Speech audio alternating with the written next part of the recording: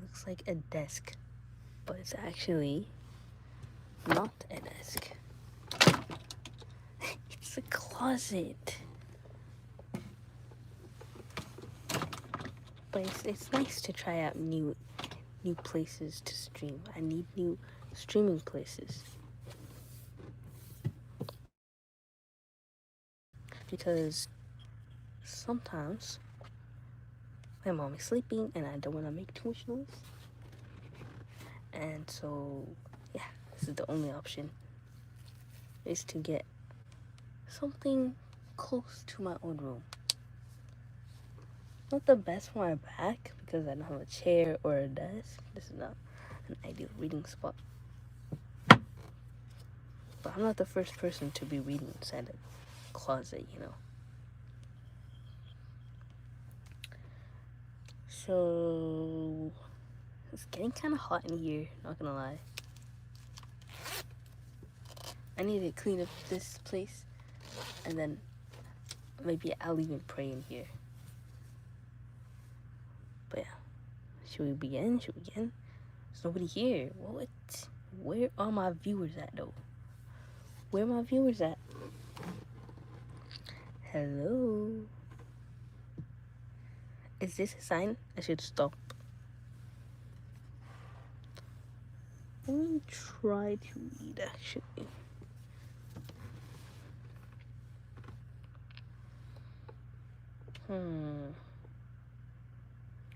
Very weird setting, not gonna lie. Can't really read.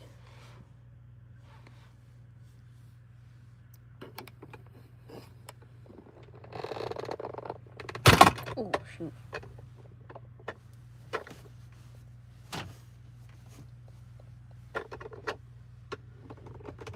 You know, every billionaire has a success story.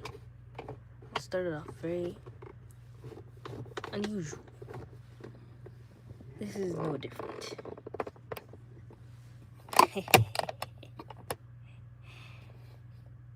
Absolutely no different.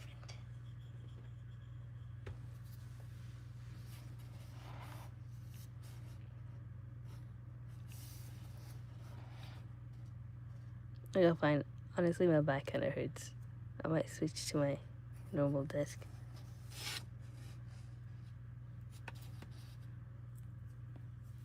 We'll see, we'll test it out. Yo, Arrow, what are you doing awake this early? Or this late, I should say. You're not sleeping? But it's a Thursday, you have school on Friday, right? I don't have school on Friday. How long you been streaming? Literally 3 minutes, like, it's just started. But yeah, how are you, Arrow? I'm actually in my mom's closet, so I'm just like trying to find anywhere to stream, because sometimes it's not ideal to be streaming in my mom's room. There is this new building that opened up for, I don't know, like a student success place, like an extension of my former school. They made a new location for just extra support, and I'm wondering if I could, you know, have like a room I could use for a couple hours, book it, and then stream there. I'm not so sure if that's possible, but if it is, I'll be so amazed. I'm not late. Yeah, you're not. You're actually the first person here. Nice. Yeah. So I'm pretty sure that's not possible though. I checked the building out, and it's actually really small. Like, it's if anything, like, there's just the space for people to sit down and relax and talk together to each other. Like, that's nice. That's good for a social aspect. But in terms of studying, I don't know how, helpful it will be, because, I don't study. Everyone knows how I study, right? I need to talk. I need to be verbal and stuff. I'm not like, just sitting there and looking, because sometimes the best way to study is explaining what you understood to whoever comes in the chat. And yeah, I mean, that's what I did to my mom today. Like, I was explaining to her all the proofs, because we had a proof today.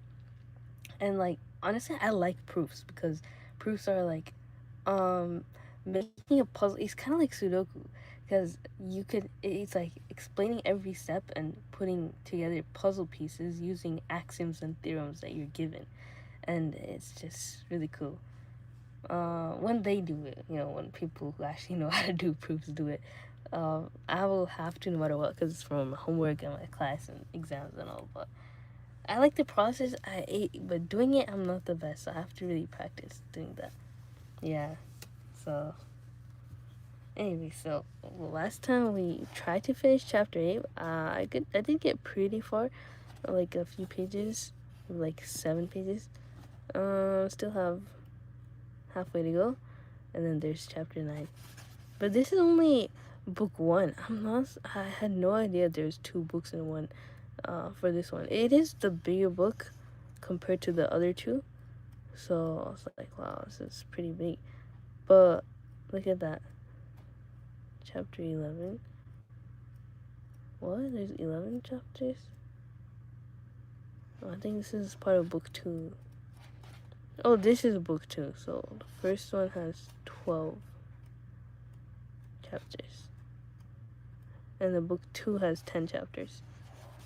Yo, Tyler Dyer, welcome back to the stream. How's it going? We're just finishing The Lord of the Rings, chapter 8. I know it's in chapter 10 now. Oh, shoot, I forgot where I took off my bookmark. So, chapter 9.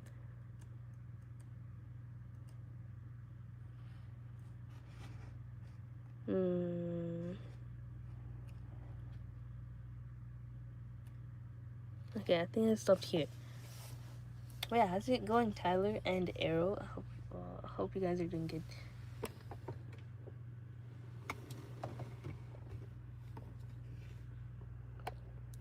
How was your day been? It's been good, honestly. Today was a really chill day compared to before. Yesterday was a pretty hard day for me, just because I was really stressed out, overwhelmed for some reason. I don't know why. But yeah, today is much more different. How about you guys? And hello, Talon Wilkerson. How's it going? What are you reading? I'm reading The Fellowship of the Rings, like the first Lord of the Rings book. And yeah, so far so good. I did read The Hobbit before this, so nothing compares to The Hobbit. But we'll see. Yeah. Hope you're doing good, Talon and Tyler and Arrow. Yeah, let's begin. I normally have like a pen with me. Maybe I could just use this magnet bookmark. That'd be a good way to use it. Like that. Okay. Words would now again shape themselves, grim, hard, cold words, heartless, and miserable. The night was railing against the morning, of which it was bereaved, and the cold was cursing the warmth for which it hungered. Frodo was chilled to the marrow. After a while, the song became clearer, and with the dread in his ear, he perceived that it had changed into an incantation. Cold be hands, heart, and bone, and cold be sleep under stone, never more to wake on stony bed. Never till the sun fails and the moon is dead. In the black wind the stars shall die, and still on gold here let them lie, till the dark Lord lifts his hand over dead sea and withered land. He heard behind his head a creaking and scraping sound. Raising himself on one arm, he looked and saw now in the pale light that they were in a kind of passage which behind them turned a corner. Round the corner a long arm was groping, walking on his fingers towards Sam, who was lying nearest towards the hilt of the sword that lay upon him. Wait, did I skip some pages?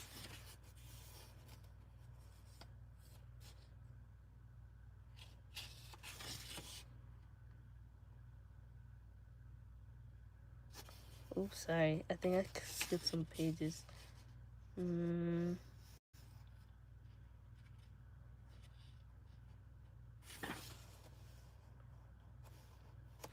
Alright, let's start from here. I'm doing good, just busy with school now. That's why I'm up late. Oh, okay. But yeah, hope you get your work done. My football got postponed, so it's tomorrow now. Ooh, okay. That's very good. Hope your game goes well.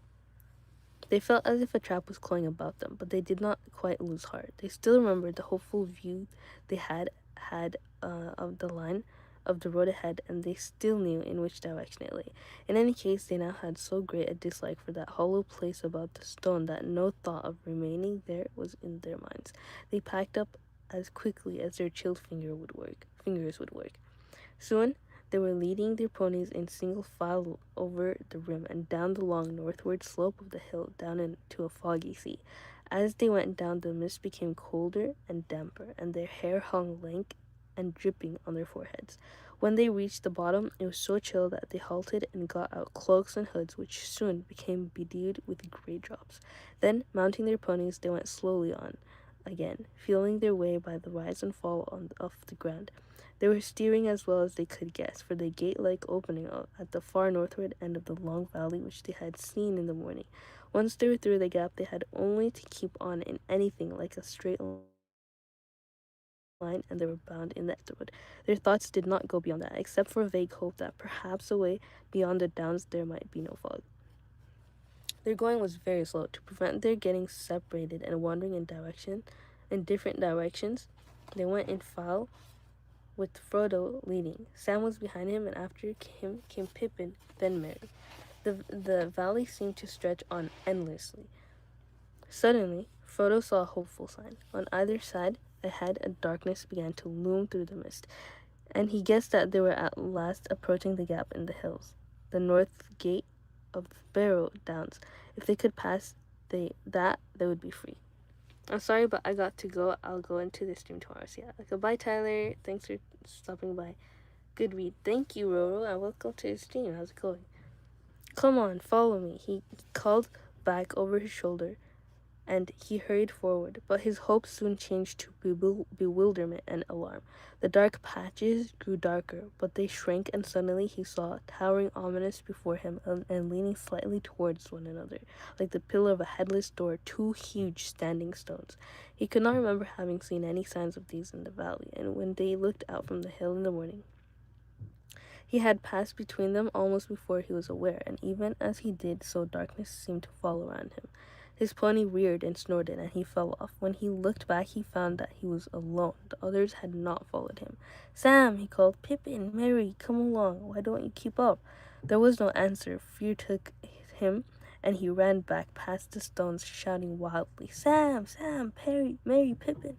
The pony bolted into the mist and vanished. From some way off, or so it seemed, he thought he heard a cry. "Hoy, Frodo, hoy!" It was away eastward on his left as he stood under the great stones, staring and straining into the gloom. He plunged off in the direction of the call, and he found himself going steeply uphill. As he struggled on, he called again, and kept on calling more and more frantically, but he heard no answer for some time. And then it seemed faint and far ahead and high above him. "Frodo, holy!" came the thin voices out of the mist, and then a cry that sounded like "Help! Help!" often repeated, and with a last "Help!" that trailed off into a long wail suddenly cut short. He stumbled forward with all the speed he could towards the cries, but the light was now gone, and the clinging night had closed about him so that it was impossible to be sure of any direction. He seemed all the time to be climbing up and up. Yo, why is the book too close to the camera? And why are you speaking low? Speak louder. Hi, Aries. Welcome back to the stream. How's it going? You can't hear my voice, or is it because like I'm really far from the thing? Have you watched Ninjago before? I did. I love Ninjago, bro. My favorite ninja's probably Cole, but his voice actor died. That's so sad. If you didn't know that, I'm sorry. To ruin Ninjago for you. I like the first season the most. After that, it gets too robotic. Like, what? Zane, it has like he's a robot and he has a girlfriend. Like, I don't want to spoil it for you, but yeah, nothing beats the first season. Peak TV show, for real. Spoilers, Frodo kisses Sam. No! Sod Kale, don't ruin the story. This is a different setting, by the way, Eris. I'm in a closet, and it's got webs and everything, but it's the most I felt like I had my own room. So it's like kind of like a tree house, you know? Except that a tree house would have bugs all over it right now. So the closet is really nice. I mean, this is really sad. I think about it. I'm like, I'm happy being inside a closet while people my age are like living in their own houses and stuff. Like, I wish I could do that. Like, I ain't got nothing. Joe in the closet or a closet? A closet, yeah. Hello, by the way. Hi, Minty. Welcome to the stream. How's it going? Nice profile picture. You are inside the closet. Yeah. Do you want to see my own room tour? Just kidding. It's really messy. Like, it's my mom's closet, so I have to clean it. But yeah, if I had my own room, I would be streaming there. But my mom is sleeping, so I don't want to ruin it. Like, she can still hear me. Like, I'm still in the closet in the room, but like, at least it's like less volume for her. Show if you comfortable. Okay. The tripod doesn't really move. Why are you in the closet? Hi, Nick. Welcome to the stream. Cause the closet is only like empty space right now. You know what I mean? Like my mom's in the room. Normally she's downstairs, but like she's tired today, so she came upstairs to rest on the bed, and then so my dad. But like this is a nice place that nobody really comes in to bother. So it's not like a walk-in closet though. It's pretty small. Long time no see. Yeah, how have you been? But yeah, just like how like rich people like they always have those weird backstories that end up making them successful over time. Like this is the canon event basically that I'm going to. I will be successful. I will get my own room. I'll look back at this and be like, wow, I was in the closet. Oh, I was so sad. Look at me now. All you could do is just be a little bit, delusional sometimes. Assalamu alaikum. Yo, Faisal Imran. Wa alaikum assalam. Welcome back. Are you that monster in the closet that I was imagining back then when I was a kid? Yes, bro. That was me all along. I work for Monsters Inc. Are you getting enough oxygen? I don't know. It is pretty hot in here. I was imagining of getting a fan in here. But I might just come out if it gets too hot. Like, or because there's no like chair or table or anything, right? So yeah, it's not good for your posture. Like I'm like a shrimp right now. What are we doing today? Hell's Phoenix. We are reading the Lord of the Rings. We're in chapter 8 right now. So we just turned the page. We're gonna read this. Lord drop about me. My dad died. Thailand. Inna lillahi wa inna ilaihi raji'un. I'm so sorry to hear that. Basically what that Arabic phrase that I just said means, to God we come from, to him we shall return, because that's what we say when a catastrophe happens in our lives. I'm so sorry to hear that. Yeah, like I hope things get better for you. It's not gonna get better for a while until later on, but if there's anything I could do, let me know. I don't know what I could do, but yeah, if you want to talk about it, like I'm here to listen. That's all I can do, and feel free to say how he died, why he died, and what you can do. Reading chat. I'm not, but I like the little bit of scripture on there. Very nice. So yeah, scripture. What is that? Yeah, I'm reading this book. I am reading this book. I was reading the chat because sometimes people like to say how their days are going, and I like to see the new people here too. Are you gonna sleep inside the closet for a night? It would be cool if I could. It is sad, but it's okay. I don't mind sleeping in where I normally sleep. Thanks for the support, of course. But yeah, like how did he die? Like what happened? Rip Talon dead. Yeah. But yeah, you don't have to say if you're uncomfortable. I know it's really hard to talk about. It's hard enough to say the lore itself, So I don't blame you. Hopefully reading the Lord of the Rings can make you feel better. Okay. Only the change in the level of the ground at his feet told him when he at last came to the top of a ridge or hill. He was weary, sweating, and yet chilled. It was wholly dark. "Where are you?" he cried out miserably. There was no reply. He stood listening. He was suddenly aware that it was getting very cold, and that up here a wind was beginning to blow, an icy wind. A change was coming in the weather. The mist was flowing past him now in shreds and tatters.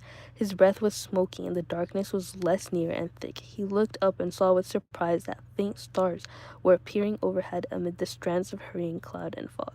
The wind began to hiss over the grass. He imagined suddenly that he was caught a muffled cry, and he made towards it, and even as he went forward the mist was rolled up and thrust aside, and the starry sky was unveiled.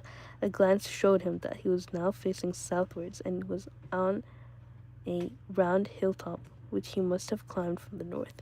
Out of the east the biting wind was blowing. To his right there loomed against the westward stars a dark black shape. A great barrow stood there. Does anyone know what a barrow is? Talent? He still didn't say what happened. Where are you? He cried again, both angry and afraid. Here, said a voice, deep and cold, that seemed to come out of the ground. I'm waiting for you. No, said Frodo, but he did not run away. His knees gave, and he fell on the ground. Nothing happened, and there was no sound trembling. He looked up in time to see a tall, dark figure like a shadow against the stars. It leaned over him. He thought there were two eyes, very cold though, lit with a pale light that seemed to come from some remote distance. Then a grip stronger and colder than iron seized him. The icy touch froze his bones, and he remembered no more. When he came to himself again, for a moment he could recall nothing except a sense of dread. Then suddenly he knew that he was imprisoned, caught hopelessly. He was in a barrow. A barrow white had taken him, and he was probably already under the dreadful spells of the barrow wights about which whispered tales spoke. He dared not move, but lay as he found himself, flat on his back upon a cold stone with his hands on his breast. But though his fear was so great that it seemed to be part of the very darkness that was around him, he found himself as he lay thinking about Bilbo Baggins and his stories of the joggings along together in the lanes of the Shire, and talking about roads and adventures. There is a seed of courage hidden awfully deeply in it is true, in the hearts of the fattest and most timid hobbit, waiting for some final and desperate danger to make it grow. Frodo was neither very fat nor very timid, indeed, though he did not know it. Bilbo and Gandalf had thought him the best hobbit in the Shire. He thought he had come to the end of his adventure, and a terrible end, but the thought hardened him. He found himself stiffening as if for a final spring. He no longer felt limp like a helpless prey. As he lay there, thinking and getting a hold of himself, he noticed all at once that the darkness was slowly giving way. A pale greenish light was growing round him. It did not first show him what kind of a place he was in, for the light seemed to be coming out of himself and from the floor beside him, and had not yet reached the roof or wall. He turned, and there in the cold glow he saw lying beside him Sam, Pippin, and Merry. They were on their backs, and their faces looked deathly pale, and they were clad in white. About them lay many treasure of gold. Maybe though in the light it looked cold and unlovely. On their heads were circlets, gold chains were about their waist, and on their fingers were many rings. Swords lay by their side, and shields were at their feet, but across the three necks lay one long naked sword. Suddenly a song began, a cold murmur rising and falling. The voice seemed far away and immeasurably dreary, sometimes high in the air and then sometimes like a low moan from the ground. Out of the formless theme of sad but horrible sounds, strings of words would now and again shape themselves, grim and hard, cold words, heartless and miserable. The night was railing against the morning, of which it was bereaved, and the cold was cursing the warmth for which it hungered. Frodo was chilled to the marrow. After a while the song became clearer. With the dread in his heart he perceived it had changed into an incantation. Wait, I already read that, and then at first Frodo, he heard behind his head a creaking and scraping sound. Raising himself on one arm, he looked and saw now in the pale light that they were in a kind of passage which behind him turned a corner. Round the corner, long arms was groping, walking on his fingers towards Sam, who was lying nearest, and towards the hilt of the sword that lay upon him. At first Frodo felt as if he had indeed been turned into stone by the incantation. Then a wild thought of escape came to him. He wondered if he put on the ring whether the bear white would miss him and might find some way out. He thought of himself running free over the grass, grieving for Merry and Sam and Pippin, but free and alive himself. Gandalf would admit that there had been nothing else he could do. But the courage that had been awakened in him was now too strong. He could not leave his friend so easily. He wavered, groping in his pocket, and then fought with himself again. And as he did so, the arm crept nearer. Suddenly, resolve hardened in him, and he seized a short sword that lay beside him, and kneeling, he stooped low over the bodies of his companions. With what strength he had, he hewed at the crawling arm near the wrist, and the hand broke off. But the same moment, the sword splintered up to the hilt. There was a shriek, and the light vanished in the dark. There was a snarling noise. What are all those emojis there, Scott? There's like a hugging a man and a wife, and they're having love, and then they have a kid, and the kid grows old, and then they have freedom, and they go to sleep. Wow, what a beautiful story you made, Eris. But that's life. Like, that's everybody's dream, is to, like, be successful. But you know what I think? Like, everybody, they want you to be successful, right? They're like, oh, what do you do for a living? Oh, when are you gonna get married? When are you gonna have kids? When is this? When is that? Like, what if you just don't go to the next step that they're saying? Like, what if you just stop at getting rich? They're like, oh, when are you getting married? Like, you just never get married. They can't go on with the questions, so you just leave it there. I think that's more ideal than continuously trying to please them but not getting anywhere. But it's not like they don't do that for a reason. Like, they do. He died of a heat attack. A heat attack? That's so painful.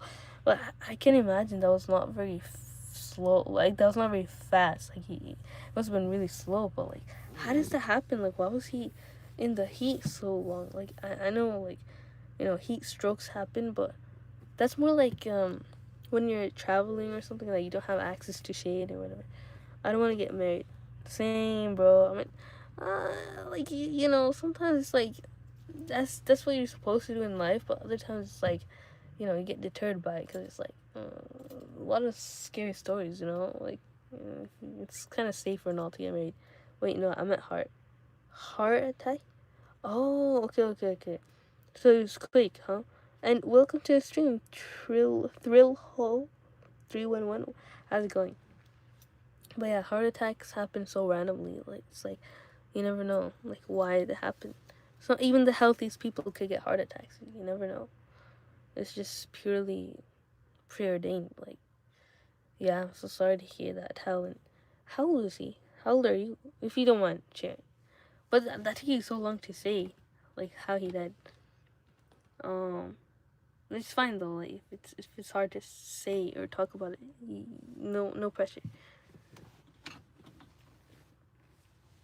But like, were you on the stream before? Cause you're saying like lore update. Like, were you here before?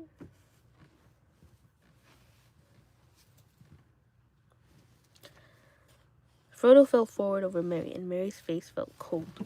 All at once, back into his mind, from which it had disappeared with the first coming of the fog, came the memory of the house down under the hill and of Tom singing. He remembered the rhyme that Tom had taught them. In his small, desperate voice, he began, "Ho, Tom Bombadil," and with that name, his voice seemed to grow strong. It had a full and lively sound, and the dark chamber echoed as if to drum and trumpet. "Ho, Tom Bombadil, Tom Bombadillo. By water, wood, and hill, by the reed and willows, by fire and sun and moon, hearken now and hear us. Come, Tom Bombadil, for our need is nearest." There was a sudden deep silence in which Frodo could hear his heart beating. After a long, slow motion, he heard plain but far away, as if it was coming down through the ground or through the thick walls, an answering voice singing. "Old Tom Bombadil is a very merry fellow. Bright blue his jacket is, his boots are yellow. None has ever caught him yet, for Tom, he's the master. His songs are stronger songs, and his feet are faster." There was a loud rumbling sound, as of stones rolling and falling, and suddenly light streamed in. Real light, the plain light of day. A low door-like opening appeared at the end of the chamber beyond Frodo's feet, and there was Tom's head, hat, feather, and all, framed against the light of the sun rising red behind him. The light fell upon the floor and upon the faces of the three hobbits lying beside Frodo. They did not stir, but the sickly hue had left them. They looked now as if they were only very deeply asleep. Tom stooped, removed his hat, and came into the dark chamber, singing. 11. No. Oh, you're 11? That's insane. I'm so sorry to hear that. And that one classmate from my class, so one day he was telling something to the teacher because he asked a question regarding the subject, and the teacher told me to correct his mistake. And then, did you tell me about this classmate before? I only heard about your roommate so far. So you basically have to correct your classmate. Okay. Get out, you old white. Vanish in the sunlight. Shrivel like the cold mist, like the winds go wailing out into the barren lands far beyond the mountains. Come never here again. Leave your barrow empty. Lost and forgotten, be darker than the darkness, where gates stand forever shut till the world is mended. And those words were the words there was a cry, and part of the inner end of the chamber fell in with a crash. Then there was a long trailing shriek, fading away into an unguessable distance, and after that, silence. Come, friend Frodo, said Tom, let us get out to clean grass. You must help me bear them. Nothing they carried out. Together they carried out Merry, Pippin, and Sam. As Frodo left the barrow for the last time, he thought he saw a severed hand wriggling still like a wounded spider in a heap of fallen earth. Tom went back in again, and there was a sound of much thumping and stamping. When he came out, he was bearing in his arms a great load of treasure, things of gold, silver, copper, and bronze, many beads of chains and jeweled ornaments. He climbed the green barrow and laid them all on top in the sunshine. There he stood with his hat in his hand and the wind in his hair, and looked down upon the three hobbits that had been laid on their backs upon the grass at the west side of the mound. Raising his right hand, he saw in a clear and commanding voice, Wake now, my merry lads, wake and hear me calling. Warm now be heart and limb, the cold stone is fallen. Dark door is standing wide, dead hand is broken. Night under night is flown, and the gate is open. I corrected his mistake, but after that he threatened me to not ever walk at night alone. But after lunch break, he said it was a joke. I guess because why you gotta be such a teacher's pet? If I were that classmate, I would be like, if I were the one to correct him, I'd just give him free points. Like, I used to do that all the time in, like, was it 8th grade? I think 8th grade. And, like, other people get so many answers wrong, but I would just, like, correct them. Because I had it wrong, too. Like, I did a lot of mistakes, but they corrected mine, too. Gave me, like, 10 out of 10. They're like, okay, give me 9 out of 10. If I keep getting, like, 100%, like, the teacher's gonna get suspicious. It's pretty cool. Hi, Assalamu alaikum everyone. Yo, Leon, wa alaikum assalam wa rahmatullahi. Welcome back to the stream. How's it going? Hi. Hello, Misty. I'm on 156th page. Ooh, you're not that far behind. Whoa. So you're like 22 pages behind this. I gotta speed things up. You're gonna pass me now. But yeah. We're gonna finish chapter 8. Maybe do some of chapter 9. I'm not so sure. But yeah, how have you been? To Frodo's great joy, the hobbits stirred, stretched their arms, rubbed their eyes, and then suddenly sprang up. They looked about in amazement, first at Frodo, and then at Tom, standing large as life on the barrow top above them, and then at themselves in their thin white rags, crowned and belted with pale gold and jingling with trinkets. What? They just changed their clothes? I'm reading The Old Forest. Oh yeah, that chapter was so frustrating because it's like, oh, this forest is so annoying. It's kind of hard, all the descriptions. Like, it was hot, it was stressful. But then Tom came to the rescue. Oops, sorry, I spoiled it for you.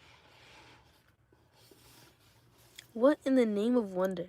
Began Mary, feeling the golden circlets that had slipped over one eye. Then he stopped, and a shadow came over his face, and he closed his eyes.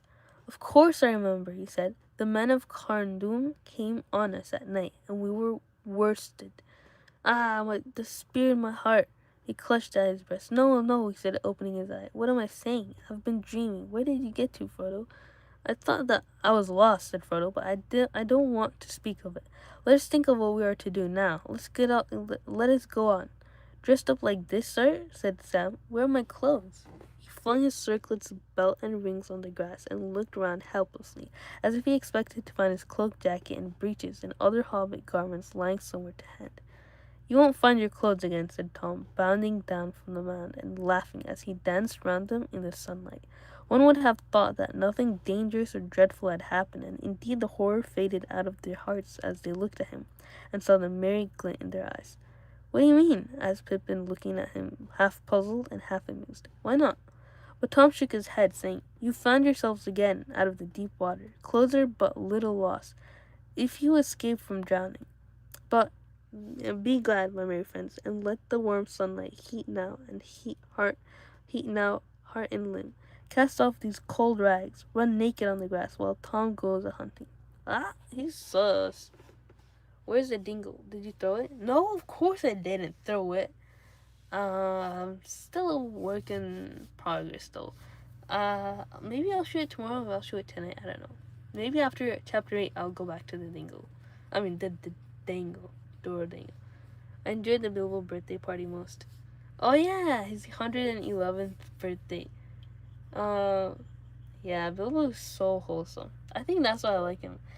You can never like Frodo as much as Bilbo.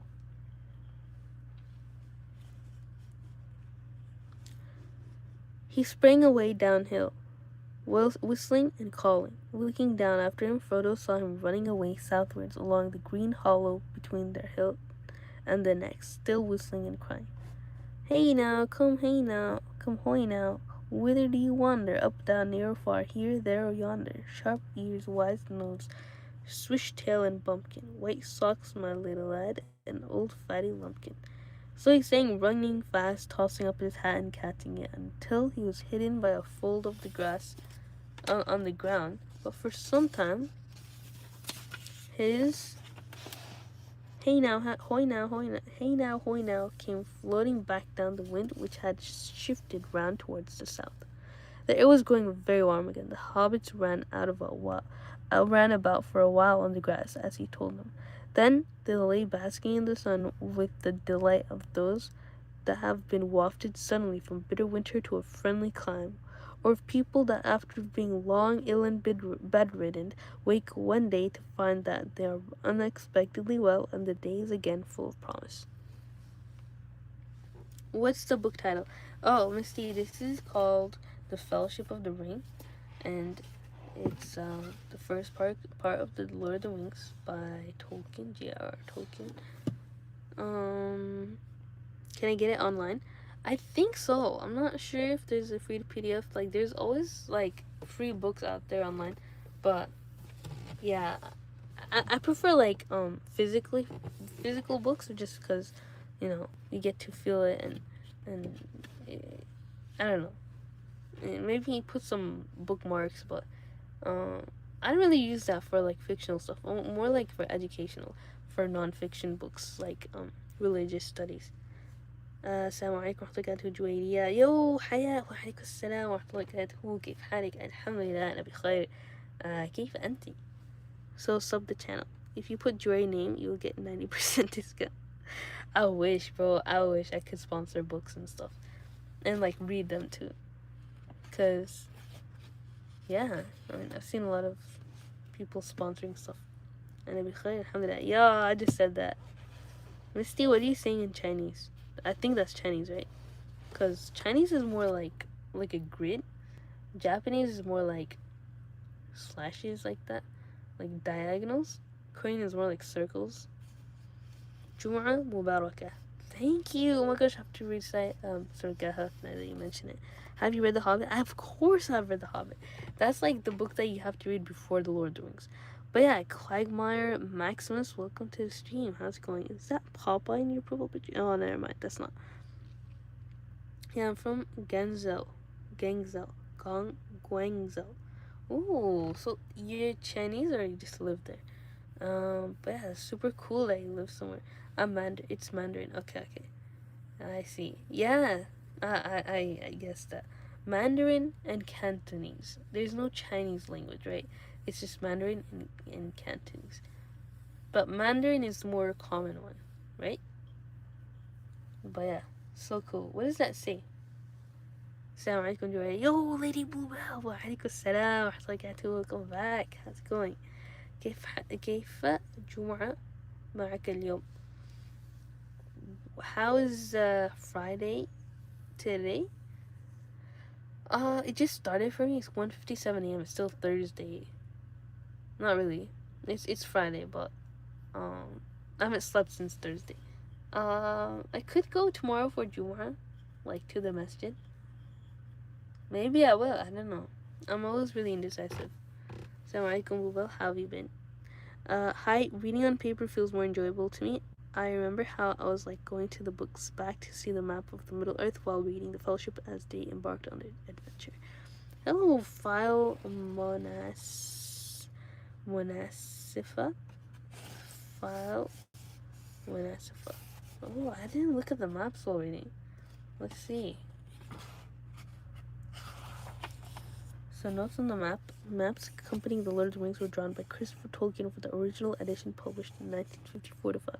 It consisted of a general map of the western region of Middle-earth and a more detailed map of Rohan, Gondor, and Mordor, printed in red and black on large folded sheets pasted at the end of each of the 3 books. The Fellowship of the Ring and the Two Towers carried the general map, while the Return of the King carried the other. In addition, there was a map of the Shire in red and black preceding Book 1 of the Fellowship of the Ring. Christopher Tolkien redrew the general map expressly for inclusion in Unfinished Tales 1980, but subsequently it replaced the original form in editions of The Lord of the Rings. With paperback editions, the arrangement was introduced whereby the general map was divided into 4 sections in black only, fitting the size of the paper, while the whole map in greatly reduced form was also printed as a guide to the sections. The map of Rohan, Gondor, and Mordor was reduced to fit 2 facing pages. This arrangement is found in all current paperback of the 1-volume hardback editions. The original map, however, were not drawn and lettered in such a way as to make such reductions satisfactory. Mr. Stephen Raw has therefore redrawn them all, very closely following the originals and greatly increasing their clarity as a guide to the 4 sections of the general map. He has drawn a new outline map that provides all necessary indications in a simplified form. So this is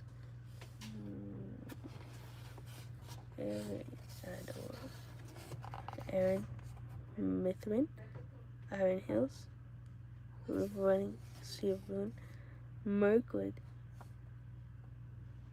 Is Mirkwood the Old Forest? Gondor, Mordor, Bree. Oh, the Shire. I only recognize the Shire as like the most wholesome place. Honestly, I remember this map from the Lord of the Rings Lego game. The Lost Realm of Arnor, Eriador, Forward Wave.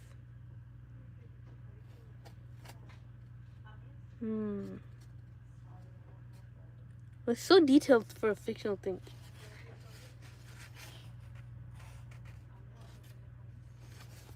I hope your grandma gets better. Whose? Oh wait, hold on. We did chat. Your Friday's tomorrow, Julia? No, it's today. It's just 2 a.m. But I have to go to sleep, and then it'll be officially Friday in my mind. Propaganda by Edward Bernard is a good book. I believe it has an essential read. Propaganda by Edward Bernays. I have to look into that. I'm very new to reading, but I love all the book suggestions that I get. I have to make some mental note of that. Or go back to this live stream. I'm fine, Alhamdulillah. How are you? And I see you're more regular than me, huh, Leon? Yeah. Leon is here. More. this little guy. Like, he's always there. You know how nasty this guy is? Bro, always ruining my mood, even when I'm in the closet, bro. Sheesh. Not so good. I mean, my health is okay. My grandma's sick. I've to look after her, and I'm worried for her. Oh, man, look at her. She's fat. I'm so sorry to hear that, Leon. Where are you from? Like, living wise, is it okay there where you are? Like, cause the health care system is really bad here. Like, they kind of rip everyone off for the health issues, and it's not free at all. I'm just gonna kick out Yuki though. Yuki, go. Go. She just drops him off in my stream. I'm so mad. Cause you know this guy is actually like he's licking himself because he's so dirty. Like, and he gets fur everywhere.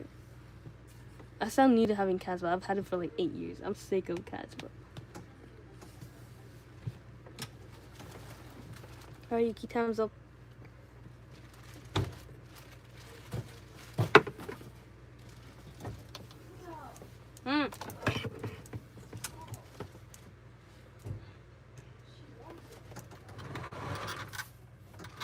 I don't. Alright, I'm back. Sorry about that.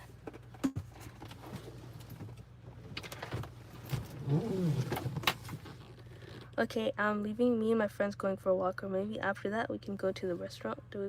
That's my idea, by the way. So bye. Okay, bye. Nice to hear that you have friends. Okay, hopefully she gets better.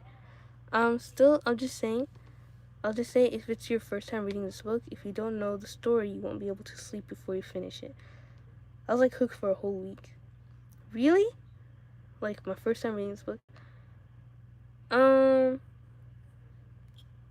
Yeah, it is really interesting.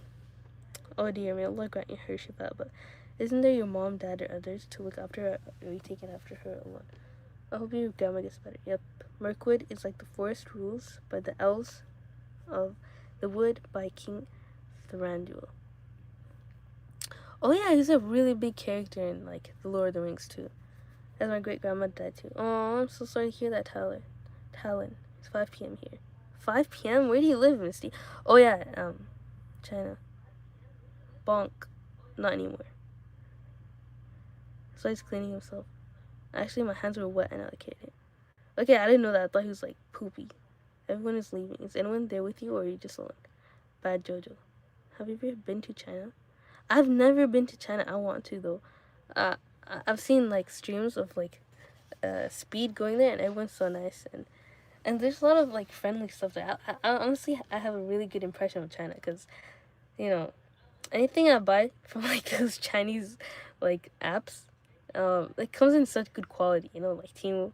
So, and I love Chinese food, bro. The food is amazing. It's Sir Boink. Boink. Oh god, I'm so sorry for you, Leon. Yeah, I'm sorry. Have you ever read the book series The Red Rising? No, I haven't. Bro, I just felt pure guilt. I'm not watching your videos without Yuki. Wait, why are you guilty, Lady Blue? And I don't mind if you don't watch it because without Yuki. Like I genuinely do not like him.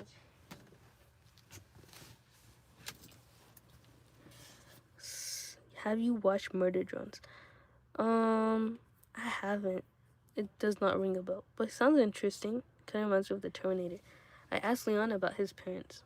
Oh no, don't feel guilty. Wait, did he say what happened to his parents? I have no parents actually, so I live with my grandma since 5 years old. Don't worry, my uncle, uncle. Oh, that's so sad, bro. I see. No, what you mean? I thought you have tomorrow Friday, so my face was like that. Yeah, no, it's basically tomorrow, cause it's only 2 a.m. But yeah. What I found more interesting is that Lord of the Rings book is there are fascinating characters not included in the movies, like Tom Bombadil, and the conversations are deeper, of course. Tom is not in the movies? I'm so sad to hear that, bro. Like, there's always some huge difference from the movies and the books. Like, there was a character in the Hobbit movie that was not in the book. The main uh, elf girl, like that, basically Gandalf's girlfriend. She was like Mithrandil or something. It's like a booba. Yeah, I think he's already settled with that fact, so it doesn't hurt him anymore. But we don't know. The universe doesn't like either. He's not a universe, bro. Even the book says my four-legged friend, referencing Yuki, even when he's not there. Four-legged friend? Let's read what she's talking about. What I found more interesting is the... Oh, okay. Hey now, hoy now, came floating back down the wind, which had shifted round towards the south. The air was growing very warm again. The hobbits ran about for a while on the grass, as he told them. Then they lay basking in the sun with the delight of those that have been wafted suddenly from bitter winter to a friendly clime, or of people that, after being long ill and bedridden, wake one day finding that they are unexpectedly well and the day is full of promise. By the time that Tom returned, they were feeling strong and hungry. He reappeared hat first over the brow of the hill, and behind him came in an obedient line 6 ponies, their own 5 and one more. The last was plainly old fatty Lumpkin. He was larger, stronger, fatter, and older than their own ponies. Mary, to whom the others belonged, had not in fact given them any such names, but they answered to the new names that Tom had given them for the rest of their lives. Tom called them one by one, and they climbed over the brow and stood in a line. Then Tom bowed to the hobbits. Here are your ponies now, he said. They've more sense in some ways than you wandering hobbits have. More sense in their noses, for they sniff danger ahead which you walk right into, and if they run to save themselves, then they run to the right way. You must forgive them all, for though their hearts are faithful, to face fear of bear whites is not what they were made for. See, here they come again, bringing all their burdens. Merry, Sam, and Pippin now clothed themselves in spare garments from their packs, and they soon felt too hot, for they were obliged to put on some of the thicker and warmer things that they had brought against the oncoming winter. Where does the older animal, the fatty lumpkin, come from? Asked Frodo. He's mine, said Tom, my four-legged friend, though I seldom ride him, and he wanders often far, free upon the hillsides. When your ponies stayed with me, they got to know my lumpkin, and they smelt him in the night, and quickly ran to meet him. That could be a new nickname for Yuki, is Lumpkin. By the way, I practiced the extreme level Sudoku you played in the notebook. It took me 1 hour and 10 minutes. Dang, the extreme level. Yeah, 1 hour and 10 minutes is crazy. But, yeah, I think it only took me like 48 minutes because I was being helped with others in the chat. So doing it completely alone, I think it would take me around the same time. I'm not sure. They always do that in the movies. For like instance, in Harry Potter, nobody knows the story of the Marauders and how they created the map and chose to become animators unless they read the book. Oh, I see. I don't know what those are. I haven't read it either, and I haven't watched it in a long time, so I might read that eventually. Oh, doing it in Notebook is harder, bro. Trust me. Notebook? Oh, you played it in the Notebook. Yeah, bro. It's definitely harder. Lessons that are learned the hard way are still lessons learned. Aw, so beautiful, Talon. I appreciate you saying that. Describing Yuki, bro. Four-legged and fat. Like, that's what other adjectives you need. Why lessons are hard? Make it easy, Talon. Drea, do you know some Indians of words? I know Somali. Waya. Malawah. Actually, no, that's the only 2 things that I know. Do you know Somali? Is anyone Somali here? But Indian? I don't know. I have an Indian friend. She's like someone I knew since I was 11. Yeah, I don't know. Maybe like Gari or something. It's car, right? I know Bao. Sorry, it's a slight Bangla. Bao? Wait, why do you know Somali? Are you a pirate? Like, That's racist. And Yuki's not a pirate. He's too fat for a pirate. Pirates are skinny because they don't have anything to eat except fish in the ships. But yeah, Somali's cool. I guess I see a lot of Somalis online. If only our writing style was still Bostrophion, you wouldn't be using the ruler or our eyes wouldn't be exhausted jumping between the corners of the lines. Writing style was still Bostrophion? Whoa, how do you know it's such big words? And it's not a ruler, it's a magnet bookmark. Um, but yeah, I just kind of use it because. Well, wait, should I use my finger? My finger looks like ET though. I'm not gonna lie. Yuki is the Mexican mafia with a slick back. Nah, he's not that cool, bro. Those mafias are super clean. They're hitmans and they're super cool. Like my favorite anime is Hitman Reborn, and yeah, Yuki does not match like that because he's so poopy, bro. He has diarrhea. The smallest food change in his diet. The Indian friend keeps sending us vids with Indian captions that we keep saying we don't understand. She sends them anyway. She wants you to learn her language. That's how you know that your friends appreciate you. They try to learn your language, your culture. And you have to put in effort if you cherish them. But yeah, I don't do that. Sorry, I'm not better than anyone. Yuki does match Hitman Reborn. No, he doesn't. He's so unprofessional. Only speak English. Well, that's bad. You have to be. You have to be. You have to learn more languages. No, I wasn't trying to talk anything about the way you're reading. I was just talking generally. Keep going. I'm still enjoying it. Okay, let's keep going then. So, I finished this page. Wait, did I finish that? Hey now, hoy now, came floating back down the wind, which had shifted round towards the south. The air was growing very warm. The hobbits ran about for a while on the grass. Wait, did I read this already? He's fine. When you were pointing still with me, they got to know my lumpkin, and they smelt the night, and they smelt him in the night and quickly ran to meet him. I thought he'd look for them, and his words of wisdom take all their fear away. But now my jolly lumpkin, old Tom's going to ride. Hey, he's coming with you, just to set you on the road, and he needs a pony, for you cannot easily talk to hobbits that are riding when you're on your own legs trying to trot beside them. The hobbits were delighted to hear this, and thanked Tom many times, but he laughed and said that they were so good at losing themselves that he would not feel happy till he had seen them safe over the borders of his land. I've got things to do, he said.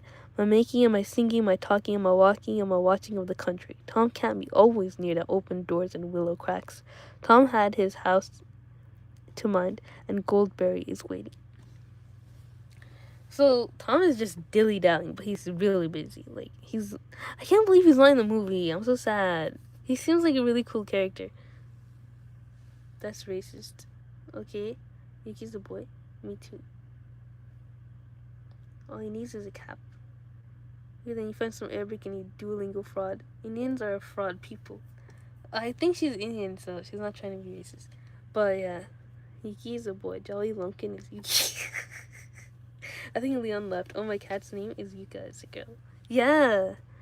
Is she white? Because Yuki's like white and a little bit black. It was still fairly early by the sun, something between 9 and 10, and the hobbits turned their minds to food. Their last meal had been lunch beside the standing stone the day before. They breakfasted now off the remainder of Tom's provisions meant for their supper, with additions that Tom had brought with him. It was not a large meal considering hobbits and the circumstances, but they felt much better for it. While they were eating, Tom went up to the mound and looked through the treasures. Most of them had made into a pile that glistered and sparkled on the grass. He bade them lie there, free to all finders, birds, beasts, elves, or men, and all kindly creatures. For so the spell of the mound should be broken and scattered, and no wight ever come back to it. He chose for himself from the pile a brooch set with blue stones, many shaded like flax flowers or the wings of blue butterflies. He looked long at it, as if stirred by some memory, shaking his head and saying at last, "Here's a pretty toy for Tom for his lady. Fair was she who long ago wore this on her shoulder. Goldberry shall wear it now, and we will not forget her. Aww. Fair was she who long wore this on her shoulder. Oh, for a second I thought it was Goldberry who used to wear it, but Tom is always thinking about his wife. It's so cute, bro. He's like the best man. Hey, it's been so long. Yo, Nana, welcome back to the stream. Yeah, you haven't been here since not Tom, Tofu got banned. Not banned, but Tofu left. And he hasn't come back since then. Wait, how's it going, Nana? How you been? Bostrophin, Bostrophodon means like the ox turns. It's a style of writing where the lines reverse directions, going from left to right, then right to left. Oh, so it's like this. I see. So you, since you're Chinese, like you read it like from vertical, like up to down. If only our writing style was still Bostrophodon, you wouldn't be using the ruler, and our eyes wouldn't be exhausted jumping between the corners of the lines. Oh, I see. So yeah, you don't like shifting your eyes like that. That makes sense now. Bostrophodon. Thanks for sharing that new word with me. Like the ox turns. Wallahi alim, I'm Arabic, not Indian, but I do speak Hindi language. Oh, okay. But like, what ethnicity? Emirati? What do you mean is she white? What if she's not white? Sorry, I was doom scrolling, so the humor is still there. What if she's not? It's fine if she's not white. I'm just saying, like, what is her? Like, what are your cat's colors? Because my cat's white. Their names are similar, so. And live in KSA. So when you reach the end of the line, when writing, you continue down from the end of the lower line and go to the right, left, reversing letters. It's how the ancients wrote. Oh, that's so interesting. I've never seen that before. Who didn't come back? That dude. Yeah, exactly. Where's Tofu? He's gone. He left and he never came back. Um, yeah, it's like the main like one of the topics in like all my streams nowadays. Brown on the stove. Oh, your cat's brown? That's so cool.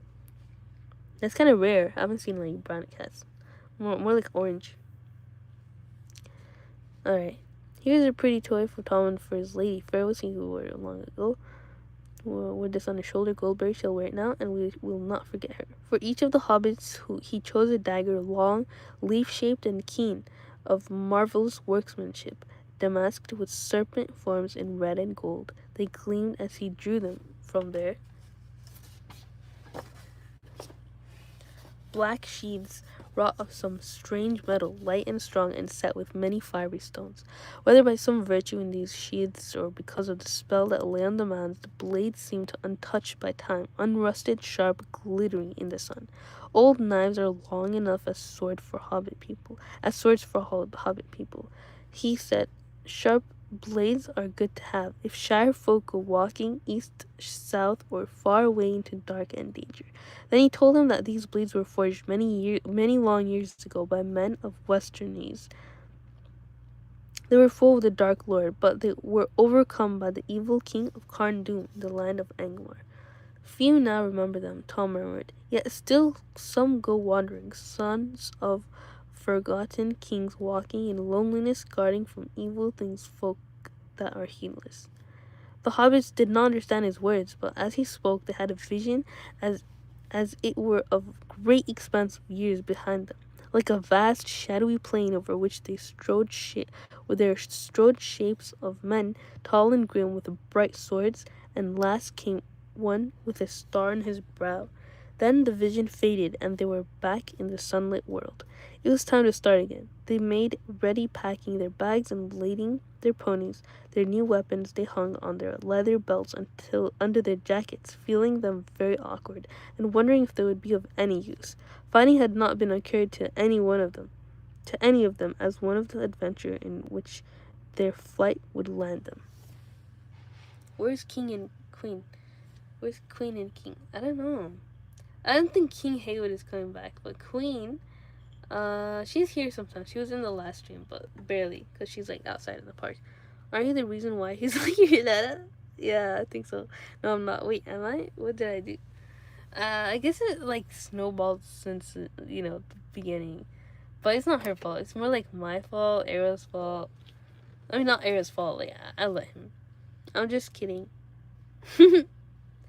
أسأل الله أن يبارك لك في حياتك ويكتب لك الخير والبركة والتوفيق مع السلامة. Enjoy it with love and respect. Alright, مع السلامة. I didn't understand anything but that part. And see you later, Hayat. I hope you have a wonderful rest of your day and a good Friday, inshallah. Khair. Ash nazq bordatuluk, ash nazq kimbatu, ash nazq tarakatuluk, ash burzum ishi kimbatu. Oh yes, that's it sounds kind of like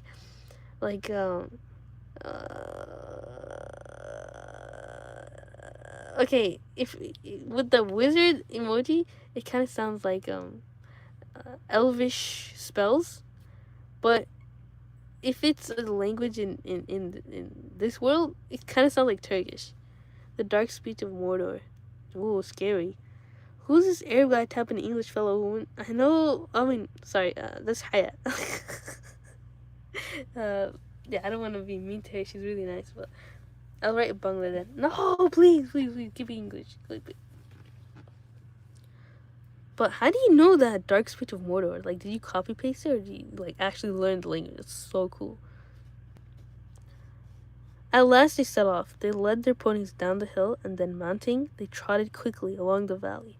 They looked back and saw the top of the old man on the hill, and from it the sunlight on the gold went up like a yellow flame. Then they turned a shoulder on the downs, and it was hidden from view. Though Frodo looked about him on every side, he saw no sign of the great stone standing like a lake, and before long they came to the northern gap and rode swiftly through, and the land fell away before them. It was a merry journey with Tom Bombadil trotting gaily beside them, or before them, on Fatty Lumpkin, who could move much faster than his girth promised. Tom sang most of the time, but it was chiefly nonsense, or else perhaps strange language unknown to the hobbits, an ancient language whose words were mainly those of wonder and delight. They went forward steadily, but they soon saw the road was further away than they had imagined. Even without a fog, their sleep at midday would have prevented them from reaching it until after nightfall on the day before. The dark line they had seen was not a line of trees, but a line of bushes growing on the edge of a deep dike with a steep wall on the further side. Tom said that it had once been the boundary of a kingdom, but a very long time ago. He seemed to remember something sad about it and would not say much. He's pretty old, like obviously he's gonna get sad at something. I hope I'm not spoiling anything though. It's from the book. I just memorized it because I thought it was cool. LOL. No, it's okay. You're not spoiling. I don't care about that gibberish, but I find it really cool that you memorized that though, or you didn't copy paste. That's awesome. Common bubbles. Come on. Yeah, he spoiled the tea.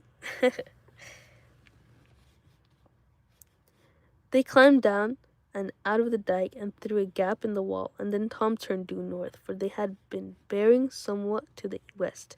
The line was now open and fairly level, and they quickened their pace, but the sun was already sinking low, when at last they saw a line of tall trees ahead, and they knew that they had come back to the road after many unexpected adventures. They galloped their ponies over the last furlongs and halted under the long shadows of the trees. They were on the top of a sloping bank, and the road, now dim as evening drew on, wound away below them. At this point, it ran nearly from southwest to northeast, and on the right it fell quickly down into a wide hollow. It was rutted and bore many signs of the recent heavy rain. There was pools and potholes full of water.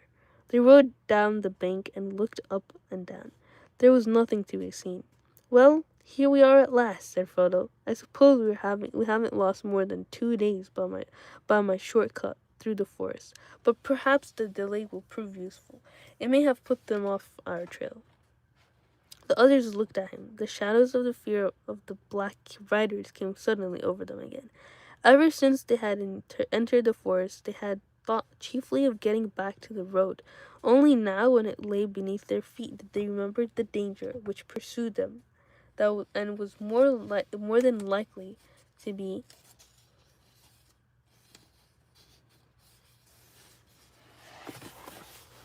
lying in wait for them upon the road itself. They looked anxiously back towards the setting sun, but the road was brown and empty. "Do you think," asked Pippin hesitatingly, "do you think we may be pursued tonight?" "No, I hope not tonight," answered Tom Bombadil, "nor perhaps the next day. But do not trust my guess, for I cannot tell for certain. Out east my knowledge fails. Tom is not master of riders from the Black Land, far beyond his country." Appreciate it, and props to you for reading the cool book. Thank you. Hello, baseline, baseline. See lip baseline. Foot baseline, body baseline. I love baseline. Oh, baseline like Vaseline. That's very funny. I like the works of the Inklings, Tolkien, Lewis, and I'm currently reading the Space Trilogy, starting with Out of the Silent Planet. It's pretty cool. Man, I need to make a list of all your recommendations. You seem to know really good books. Oh my gosh, Doggy Yellow, welcome back to the stream. How's it going?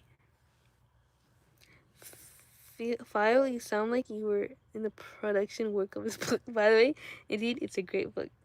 Yeah. Um, I can't believe how old these books are. Like, so many cool people must have read this in the past. People who passed away too. It's kind of grim to think about, but it was from 100 years ago, plus 100 plus years ago. What's up, lady? That sounds funny, but that's actually her name. But yeah, we're almost done with chapter 8. Considering reading chapter 9 after this.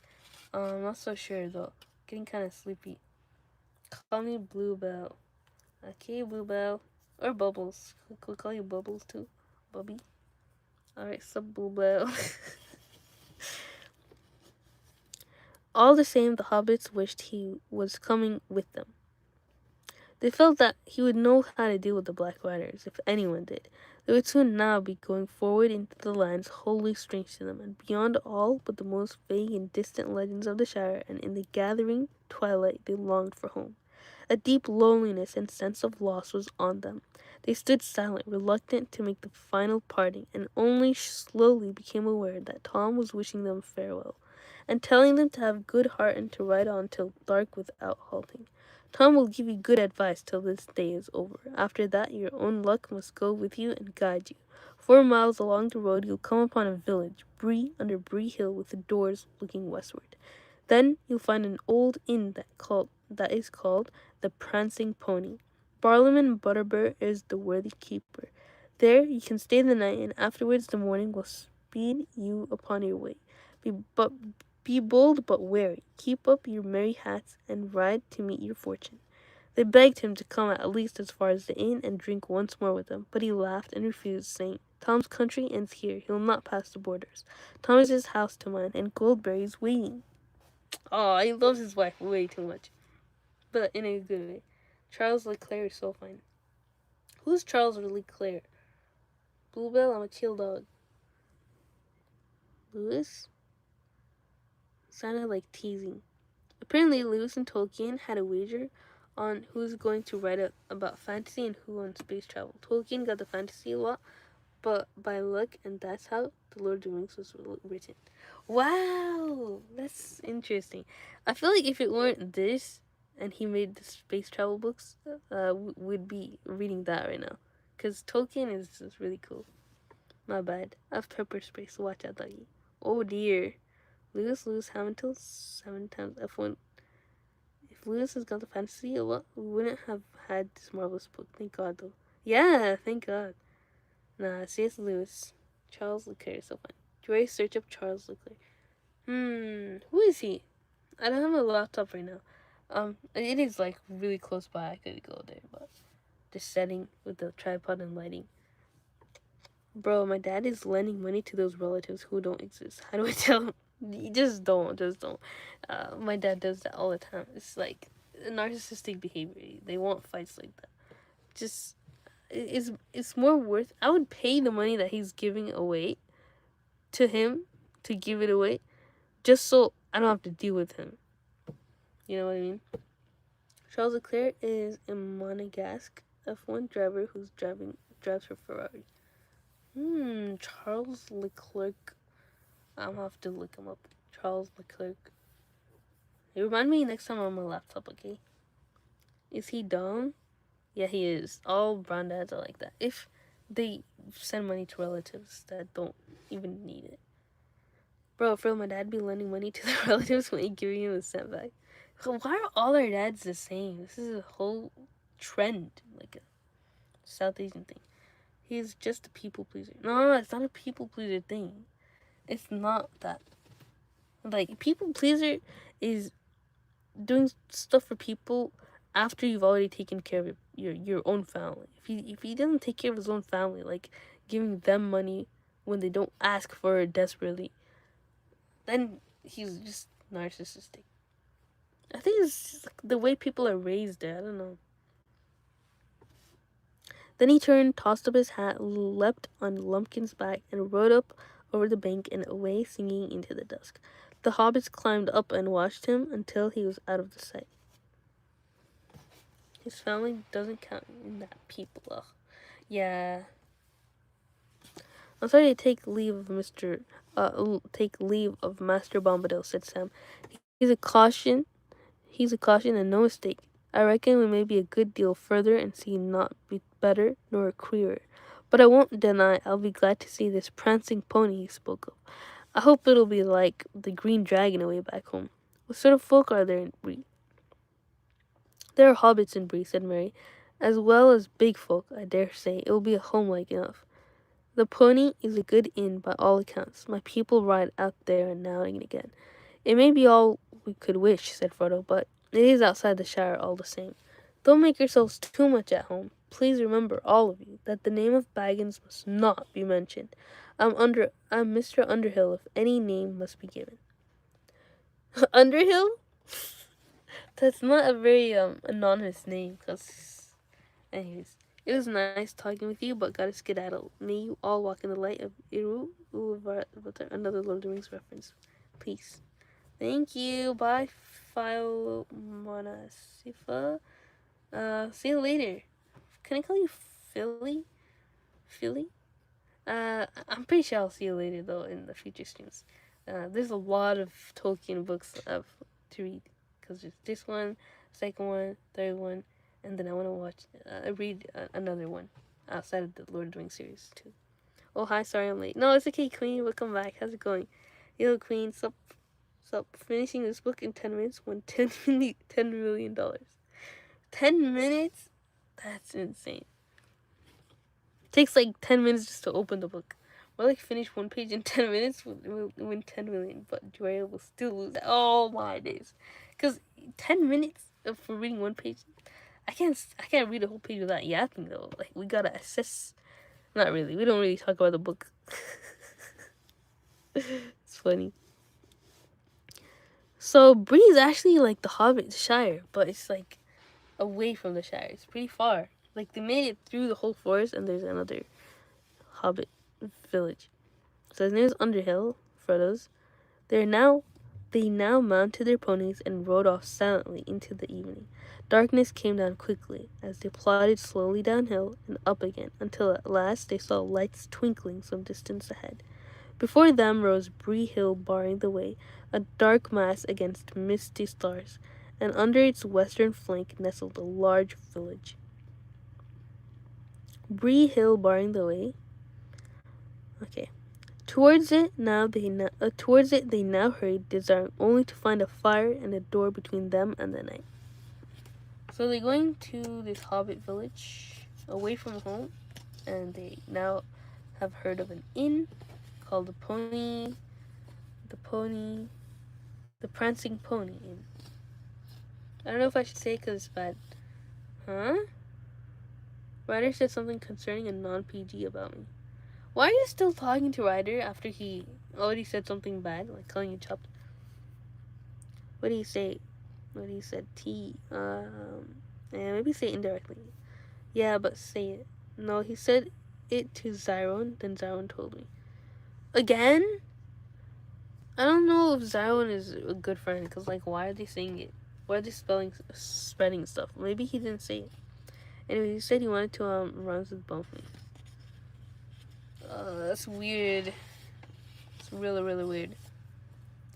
Huh? Oh, yeah. Don't feed into that though, Queen. You're a kid, okay?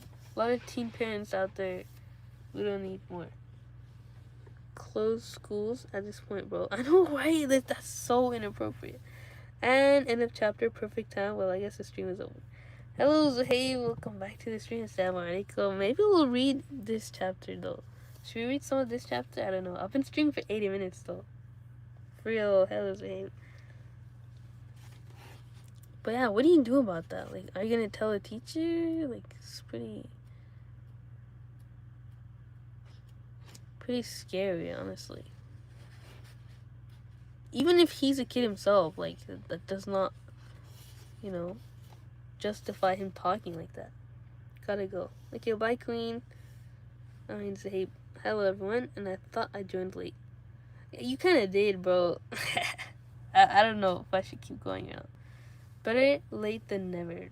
You did, maybe. Bye. I do? Yeah. Bye, Queen. I don't know. We definitely can't finish the whole chapter. How much should I read from this one?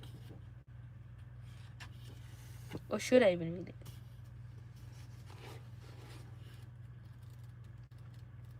It's interesting though. I like where it ended. They finally got out of the thing, and they went to the new Bree village, and they're looking for a fire. Read 20 pages, bro.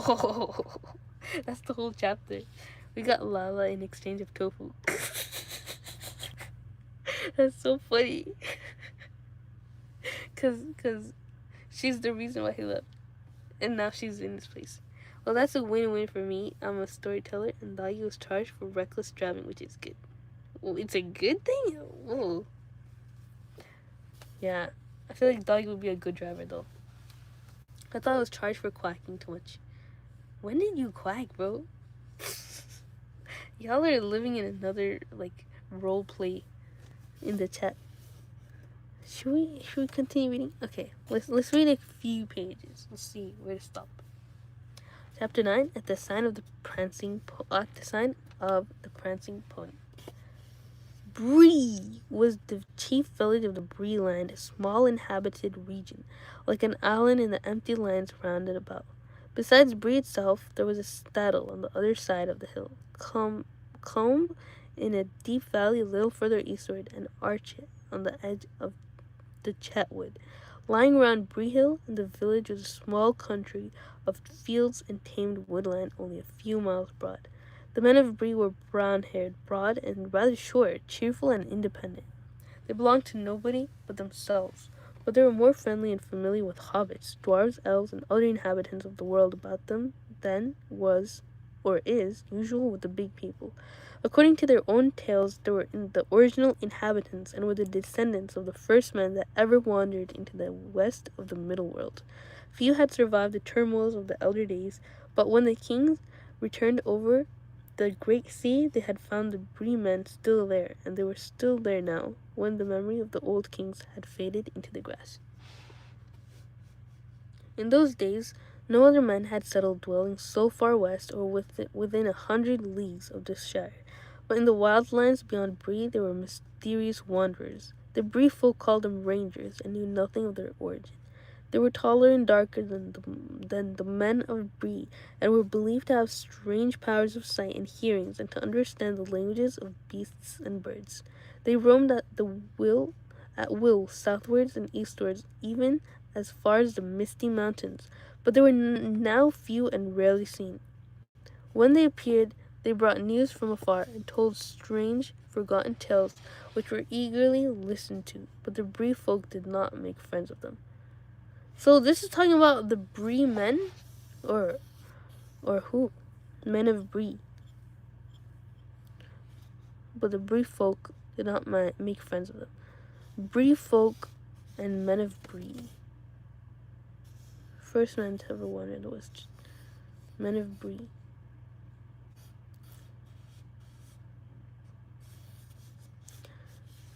But the Bree folk I think the brief folk means like the tall normal humans.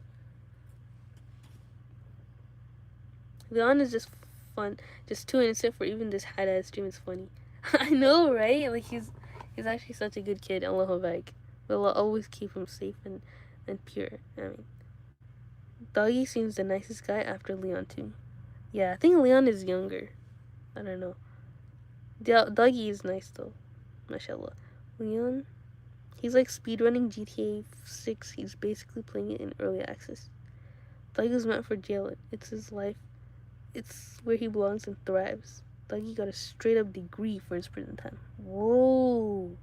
So he was doing a biography on him.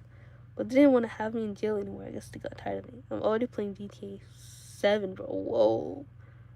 Doggy doesn't need a PC or a console for GTA. So he sounds high, not gonna lie.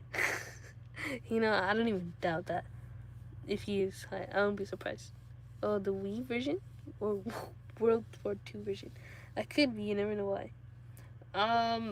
How's that a possibility? Why could you be? You're halal Zahib. You don't do drugs. Bro, where did World War II come from? Oh, did you see the new Mac Mini that released like 3 days ago? No, what? Mac Mini? That's so cute. Bro, I don't even use my MacBook except for like YouTube and like Chrome. Like if I could use those like a Chromebook, like I don't even need a laptop. You should have ended it there, Joy. Hey, just yapping. You know what? At this point, maybe because I can't really understand what this is saying. Maybe my brain is fried. Anyways, take care, guys. Oh, that he meant GTA 7? I thought he meant World War II. Yeah, no, he said a W, not a V. Actually, no, a V, not a W. Anyways, bye.